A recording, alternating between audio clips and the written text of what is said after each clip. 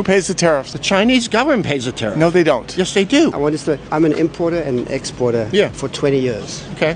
When a product comes into the US, there's something called a tariff sheet. Okay. I, as the buyer of that product, follow US law and pay the tariff. I'm an American citizen, an American taxpayer. I pay that tariff to the US government, and that increase in the cost I then sell to you for a higher price because I've got to cover that tariff. Then what about, what do you say our tariffs are higher when they go overseas as opposed to theirs coming here? Tariffs are never a zero-sum game. Tariffs are a tool. For example, you might say, you want to sell us your beans. Yeah. We are going to give you a low tariff if you buy our corn. But the cost of the tariff is ultimately always borne by the consumer. Don't you think at the end of the day there may be more competition within the market of the U.S. government? You're confusing the question. This is not a question of competition. The point we're discussing is who bears the cost of the tariff. Okay. I couldn't tell you if it's good policy for the U.S. government to tax beans and for the Chinese government to tariff corn. But what I can absolutely assure you is that a product that comes into the U.S. is paid for by a U.S. company, and the increased cost of that